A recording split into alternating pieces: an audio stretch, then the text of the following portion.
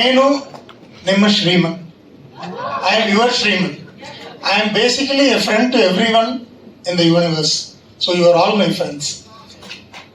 இந்த விழாவிற்கு வருகை தந்திருக்கும் அனைவருக்கும் என் மனமார்ந்த வாழ்த்துக்கள்.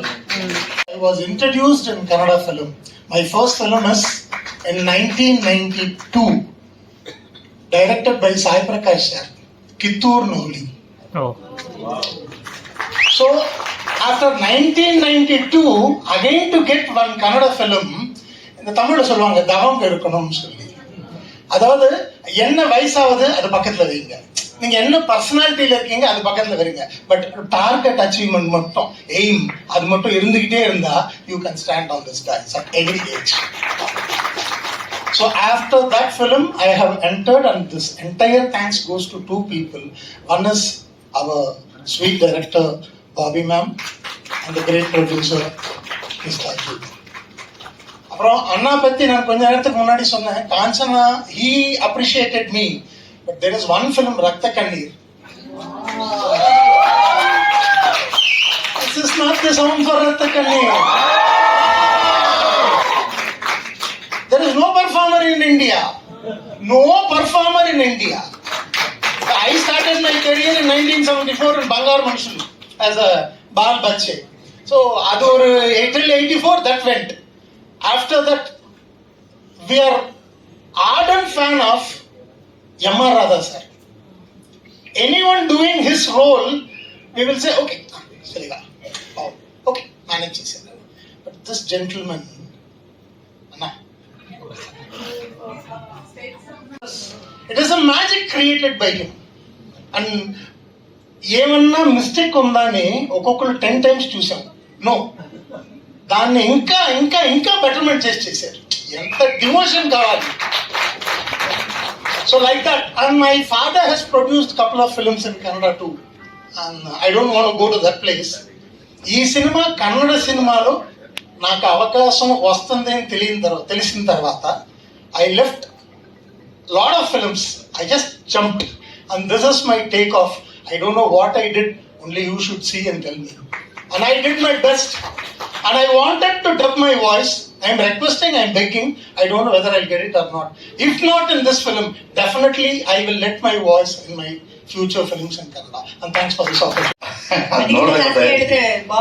ಹೌದು. ಓಕೆ, ಎಲ್ರಿಗೂ ನಮಸ್ಕಾರ. ಉಪಿ ಸರ್ ನಮಸ್ತೆ, ವಿಜಯನ್ ಸರ್ ನಮಸ್ತೆ. ಅವರು ಸೊ ಹಂಗಾಗಿ better luck, not only this time, better luck all the times. ಎಲ್ಲರೂ ಒಳ್ಳೆಯದಾಗಲಿ. ಜಿನಿ ಸರ್, ನಿಮಗೆ ಬಾಬುಜಿಗೆ ಮೊದಲ ಜಯ ಸಿಗಲಿ. ಜಸ್ಟ್ ಮ್ಯಾರೇಜ್ ಆಗಿದೆ, ಬಿಗಿಡು ಕಾಯ್ತಾ ಇದ್ದೀವಿ. ಅದಾದ್ಮೇಲೆ ಮಕ್ಕಳು ಮರಿಗೆ ಮೊಮ್ಮಕ್ಕಳಿಗೂ ಕಾಯ್ತೀವಿ, ಅಂದ್ರೆ ಒಂದು ಜಾಸ್ತಿ ಪ್ರೊಡಕ್ಷನ್ ನಡೀಲಿ ಅಂತ. Congratulation, all the very best. Thank you. First marriage ನಮ್ದು ಸರ್, ಇದು ಜಸ್ಟ್ ಮ್ಯಾರೇಜ್. ನಂದು ನಿಮ್ದು ಫಾಸ್ಟ್ ಮ್ಯಾರೇಜ್. ನಾವು ಸೇಮ್ ಆರ್ಕೆಸ್ಟ್ರಾದಿಂದ ಬಂದವ್ರೆ. ಸೊ ಹಂಗಾಗಿ ಇದು ಜಸ್ಟ್ ಮ್ಯಾರೇಜ್ ನೀವು ಪ್ರೊಡಕ್ಷನ್ ಮಾಡಿದ್ದೀರಾ. ಸೊ ನಾವಿಬ್ರು ಅವಾಗಲೇ ಫಾಸ್ಟ್ ಮ್ಯಾರೇಜ್ ಆಗ್ಬಿಟ್ಟಿದ್ವಿ sir. Thank you sir. And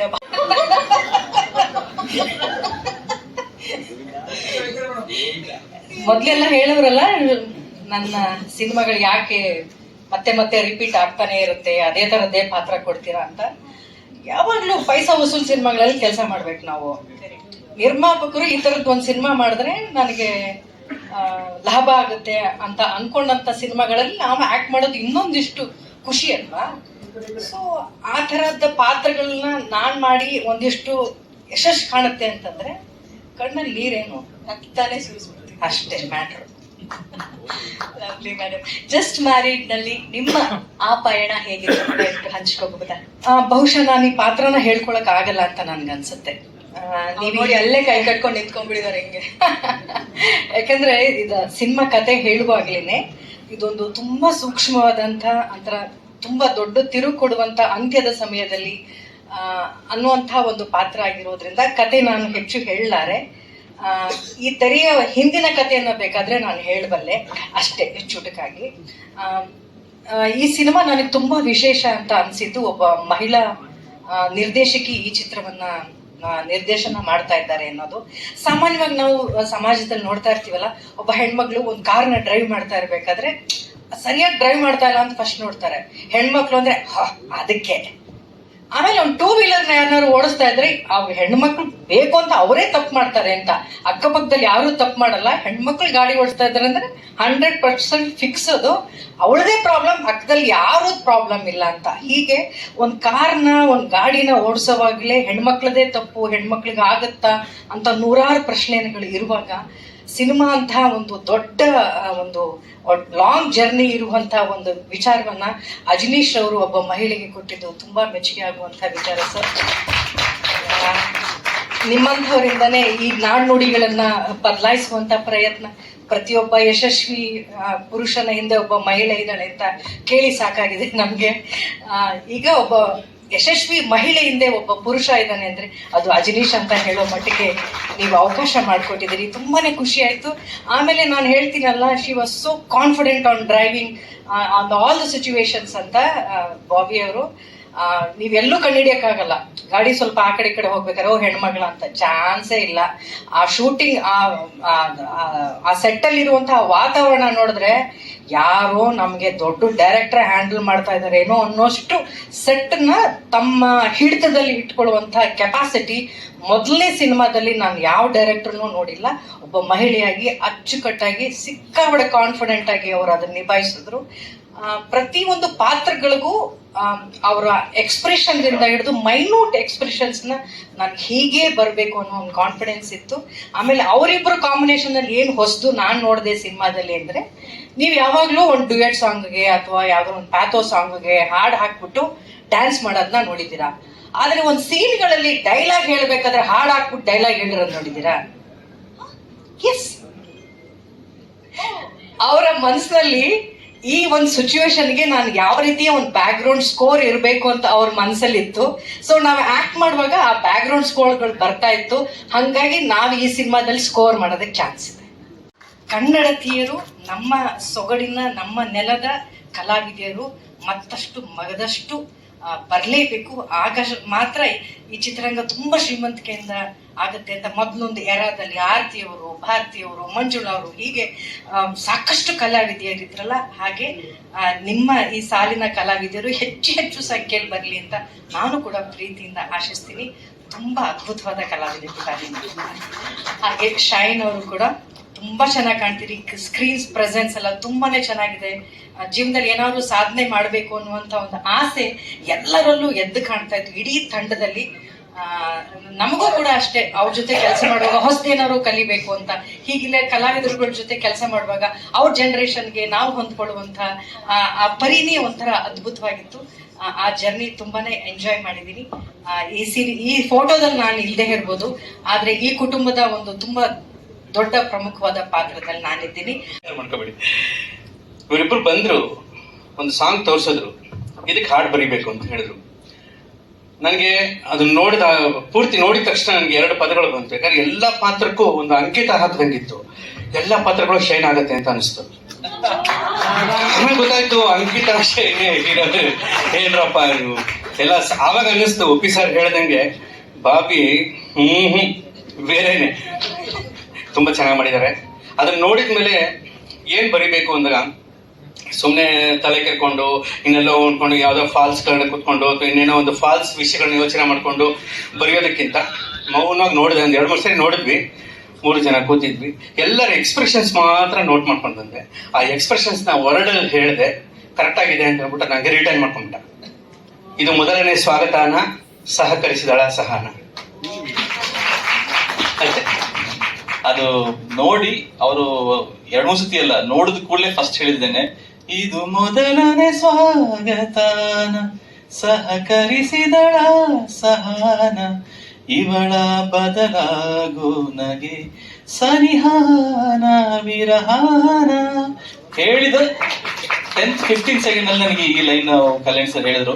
ನಾನು ಹೇಳಿದೆ, ಸರ್ ನಮ್ಮ ಸಿನಿಮಾಗೆ ನೀವು ಜನನ ಒಳಗೆ ಕರ್ಕೊಂಡ್ ಬಂದ್ಬಿಟ್ರಿ ಸರ್, ಅಷ್ಟು ಕಾನ್ಫಿಡೆನ್ಸ್ ಬರ್ತಾ ಇದೆ ನಿಮ್ಮ ಲಿರಿಕ್ಸ್ ಕೇಳಿದ್ಮೇಲೆ ಅಂತ. Sir sorry. ಮೊದಲನೇದಾಗಿ ಅಜ್ಜಿ ಅವ್ರ ತಂದೆ ತಾಯಿ ಇಲ್ಲಿದ್ದಾರೆ. ನಿಜವಾಗ್ಲು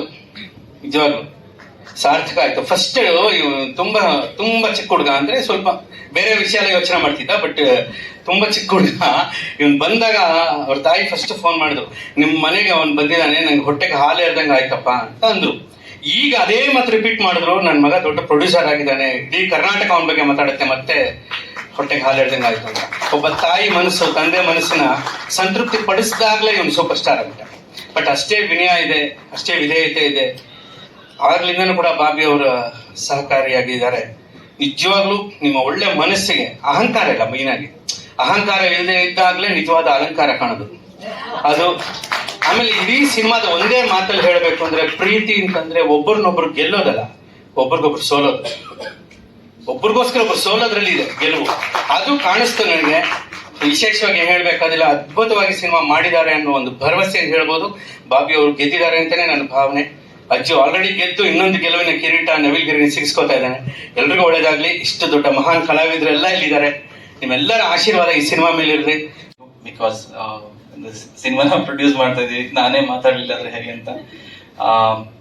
2003 ನಾನು ಅವಾಗ ತಾನೇ ಸೆಕೆಂಡ್ PUC ಎಕ್ಸಾಮ್ ನ ಬರೀದೆ, ಓಡ್ ಬಂದೆ ಬೆಂಗಳೂರಿಗೆ. ಓಡ್ ಬಂದೆ ಅಂದ್ರೆ ಅಮ್ಮನೇ ಕರ್ಕೊಂಡು ಬಂದ್ರು ಒಂದು ಪ್ರೋಗ್ರಾಮ್ ನೋಡ್ಸೋದಕ್ಕೋಸ್ಕರ.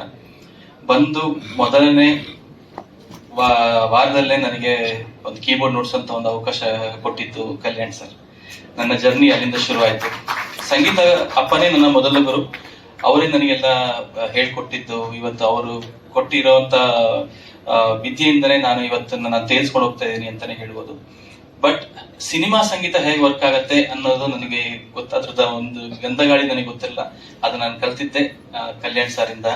ಸೊ ನನ್ನ ಇಂಡಸ್ಟ್ರಿಯ godfather Kalyan sir. So ಅಲ್ಲಿಂದ ಒಂದೊಂದೇ ಹೆಜ್ಜೆ ಇಟ್ಕೊಂಡು ಬಂದು ಮೊದಲನೇ ಸಿನಿಮಾ ರಿಲೀಸ್ ಆಗಿ ಬಾಬಿ ಅವರ ಪರಿಚಯ ಆಯ್ತು 2006ನಲ್ಲಿ. ಸೊ ಅವಾಗಿಂದ ನಾನು ಅವರಿಗೆ ಕೀಬೋರ್ಡ್ ಪ್ಲೇ ಮಾಡ್ತಾ ಇದ್ದೆ. ಸೊ ಈ ತರ ಬಂದು ನಾವು ಒಂದೊಂದು ಸಿನಿಮಾ ಮಾಡ್ಕೊಂಡು ಬಂದು ನಮಗೆ ಅದಾದ್ಮೇಲೆ ಒಂದು ಪ್ರೊಡಕ್ಷನ್ ಮಾಡೋಣ ಅನ್ನೋದೊಂದು ಕನ್ಸಿತ್ತು. ಯಾಕಂದ್ರೆ ನಾನು ಐ ಆಲ್ವೇಸ್ ಬಿಲೀವ್ ನಾವು ಏನಾದ್ರೂ ಒಂದು ಡಿಪಾರ್ಟ್ಮೆಂಟ್ ಅಂದ್ರೆ ಒಂದು ವೃತ್ತಿಯಲ್ಲಿದ್ರೆ ಅದ್ರದ್ದು ಉನ್ನತ ಐ ಮೀನ್ ಅದ್ರ ಟಾಪ್ಗೆ ನಾವು ಹೋಗ್ಬೇಕು, ಅದು ಯಾವ್ದೇ ಕೆಲಸ ಮಾಡ್ಲಿ ಅಂತ.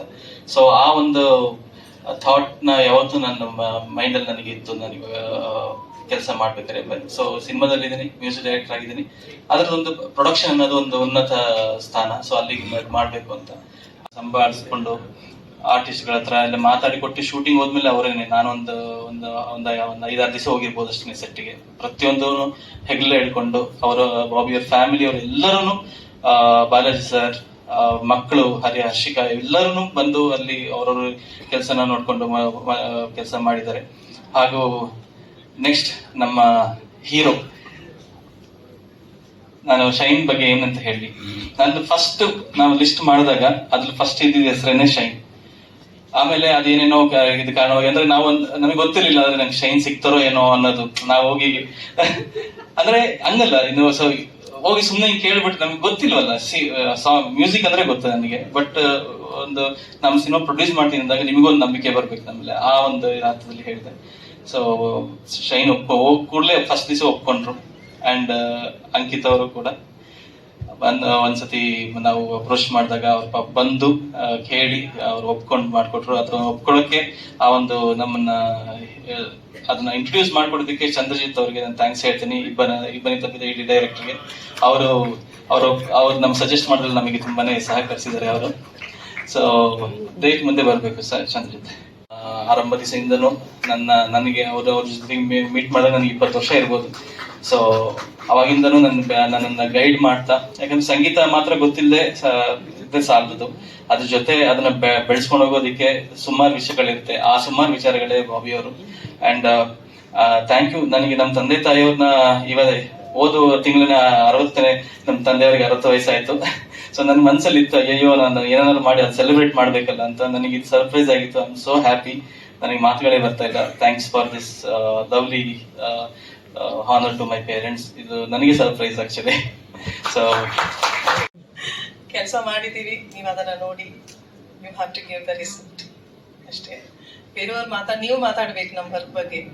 ಅಂಡ್ ನಮ್ಮ ಹೀರೋ ಸೂಪರ್ ಆಗಿ ಮಾಡಿದ್ದಾರೆ. ಶೈನ್ ಶೆಟ್ಟಿ ಹೇಳ್ಬೇಕಾದ್ರೆ ತುಂಬಾ ಕೇರ್ಲೆಸ್ ಆಗಿ ಅಲ್ಲೆಲ್ಲ ಓಡಾಡ್ತಾರೆ. ಕೆಲವು ಟೈಮ್ ನನಗೆ ಏನ್ ಹಿಂಗಿದ್ದಾರೆ ಇವರು ಅನ್ನೋ ತರ ಒಂದು ಈಸ್ ನಾಟ್ ಟೇಕಿಂಗ್ ಸೀರಿಯಸ್ ಅನ್ನೋ ಥರ ಫೀಲ್ ಆದೆ ಬಿಗಿನಿಂಗ್. ಬಟ್ ನೋಡಿದ್ರೆ ಅಲ್ಲಿ ಬಂದು once when he is in action అని ಹೇಳಿದ ತಕ್ಷಣ ಈಸ್ ನ್ಯಾಚುರಲ್ ಸ್ಟಾರ್ ಅಂತ ನಾನು ಇವತ್ತು ಟೈಟಲ್ ಕೊಡ್ತೇನೆ. It's a very natural performer.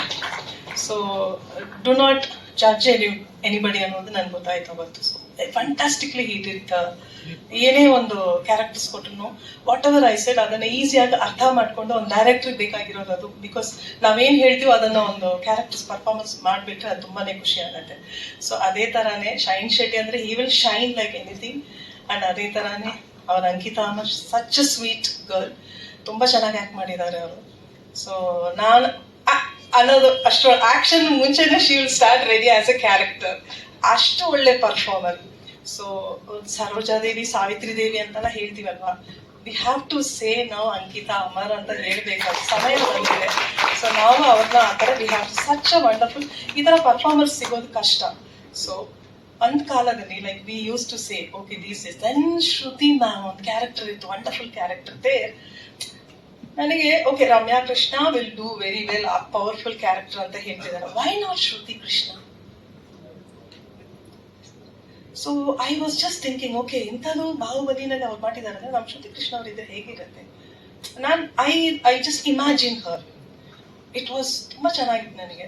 ಸರಿ ಅಂತ ನನ್ನ ಕ್ಯಾರೆಕ್ಟರ್ಗೆ ಮ್ಯಾಮ್ ಅಂತ ಕೇಳಿದೆ. ಶಿ ಅಂಡರ್ಸ್ಟುಡ್ ಅದರದ್ದು ಆ ಕ್ಯಾರೆಕ್ಟರ್ದು ಡೆಪ್ತ್ ಅರ್ಥ ಆಗಿ she immediately she agreed for that.